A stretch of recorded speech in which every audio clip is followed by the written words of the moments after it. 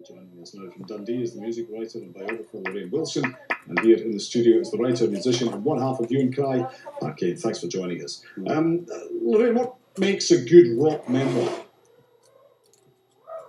I think what makes a good rock memoir is what makes any good book.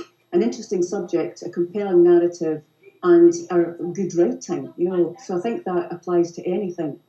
And Pat, excess will help us. Excess helps. I'm particularly interested if I like the artist. There was a great biography, actually, just to shout out. Alan Brown did a great biography of the Blue Nile called Nihilism. And it was a great biography because he's a really sardonic writer, and they're a kind of mysterious band, and the two sort of moods of Glasgow sort of fitted together. So I think it's really, autobiography can be a problem because often, as we know from the Rod Stewart biography that's been serialised, it's like, as George Gallagher would say, it's one insertion after another, and I think I'm actually bored with it by the 14th insertion on the second page.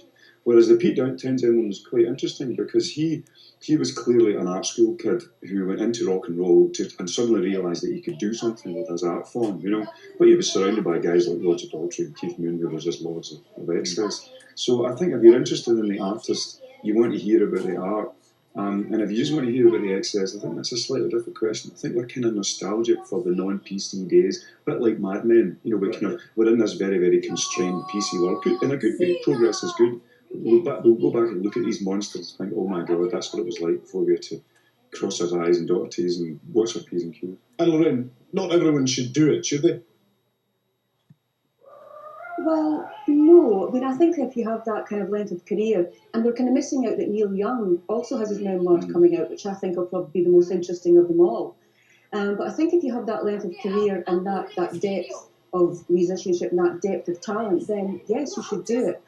I think when it gets to this time of year and it gets to Christmas, when you look at what is coming out just now, it's described as autobiography, but things like Ollie Murs and Jessie J and Tulisa, I think we're talking about Christmas books as opposed to autobiographies, really. And what about that, Pat? Lorraine touching on long careers, which gives you plenty to write about. Are they so common now, or most of the big artists written their books? But I'm watching Mike Scott there. If I was a Waterboys fan, and I'm mildly, but I know people who are definitely Waterboys fan, you want them to tell the stories behind the songs, and then you want them to describe what magic moments in the studio came about. The best of these is the Bob Dylan one came out, and the second one's due. He's just such an amazing artist, and it turns out he's got, funny enough, an amazing control of but do people want these things demystified? Do they want to see that, to prefer maybe the image there? But the Dylan thing was he remystified it as much as anything else, and no one quite knows whether Dylan's telling all the true stories or not, So I think, I remember there was one Brian did one called a Year of Swollen Appendages, and I remember this one because it was like a brilliant diary of a year of Brian who's a fantastic producer, YouTube, etc. But I was mentioned insulting him in a review on page 135, and he was really annoyed about it. And I actually got back in touch with him. I said, I'm really, really sorry. I'm a big fan of yours. I was in a bad mood when I wrote the review. And he said, no, it's fine.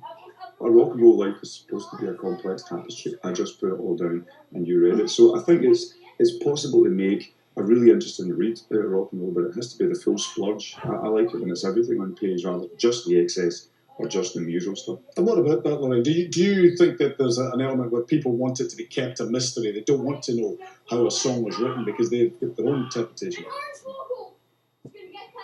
I think it depends on how kind of big a fan you are, and I know that from books that I've read and I've really enjoyed. One I really loved was Steve Turner's biography of Johnny Cash.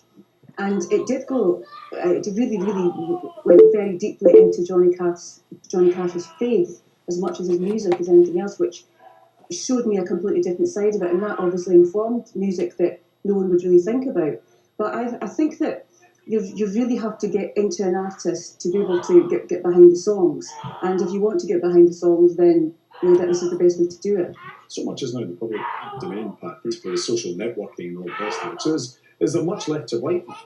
Well, I think that's what's interesting about this era, because in the 70s and 80s and 60s, when a lot of these biographies that come to the ground are covering, the press was much more respectful. And there was a real power asymmetry between the stage and the star and the audience.